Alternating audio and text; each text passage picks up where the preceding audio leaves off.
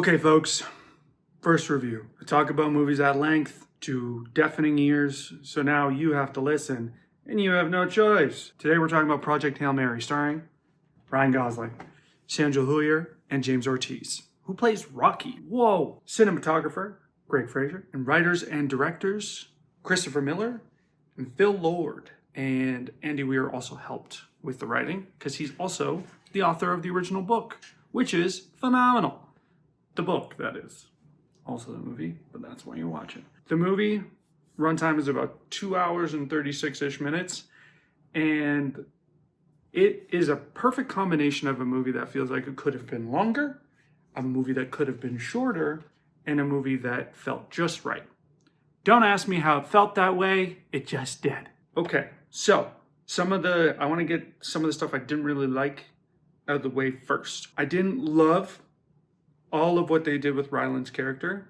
That being said, it was still fantastic. Like, me not loving it means I still liked it a lot.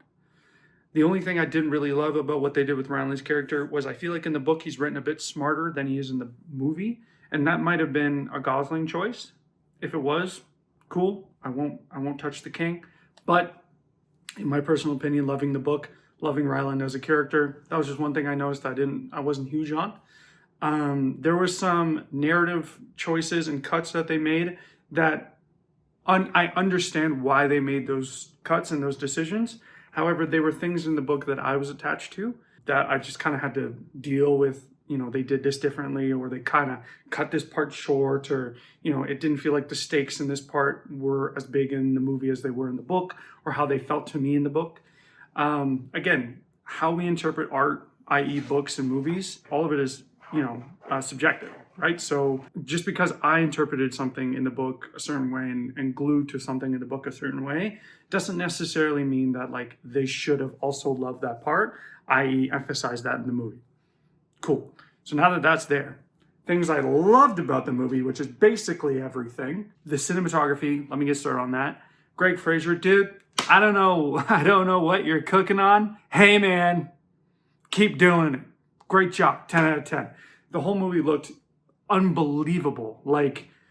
There were moments, especially when Ryland was outside of the ship, spoiler alert, when Ryland was outside of the ship and doing things outside the ship, I was genuinely hey, did they do that Tom Cruise thing where they went to space? Because holy crap, that looks real.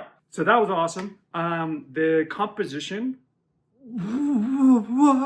tears were welling in my eyes at the music. Ryland wasn't even on screen. Rocky wasn't even on screen. No one was even on screen. There was parts where it was just shots of space and things, and there was music playing in the background, and I was fighting everything I had in me to cry. You know what I mean? So the composition was also phenomenal. The music, the sound design, everything was just unbelievable. The way the movie sounded was just unreal.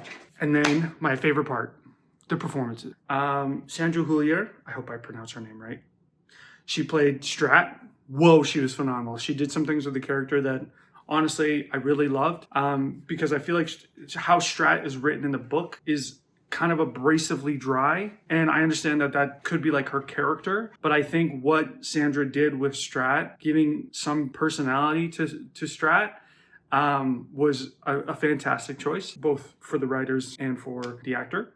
Ryan, whoa. I had my own perception of what I thought Ryland would be, especially knowing Ryan's work really well.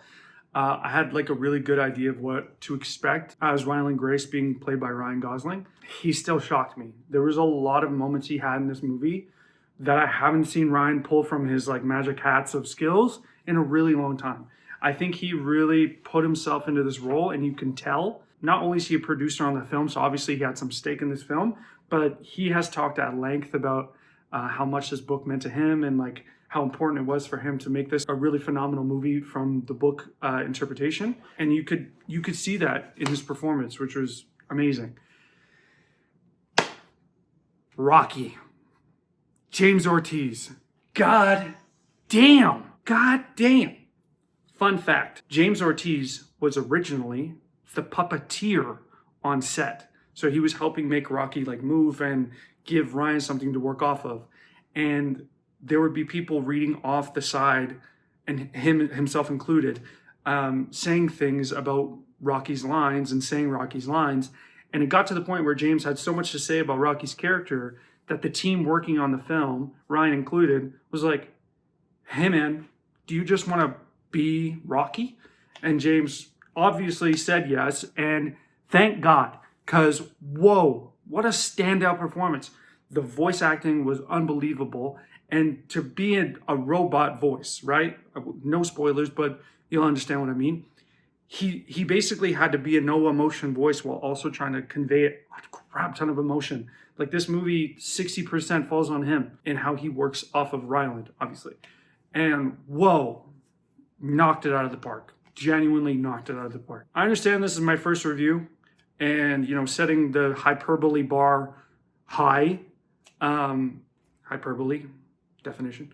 I honestly think this is one of the best movies I've ever seen, which is insane to say, but I earnestly mean that. I think this sets the bar for a lot of films for me moving forward, especially sci-fi. And I earnestly believe if you can, to see this in the biggest theater you possibly can. That being said, I would buy tickets for this film 5 times. I would see this movie in theater 5 times. And also, don't forget to follow, like, subscribe, or whatever you're watching it on. Interact, please. Have an excellent day. Peace.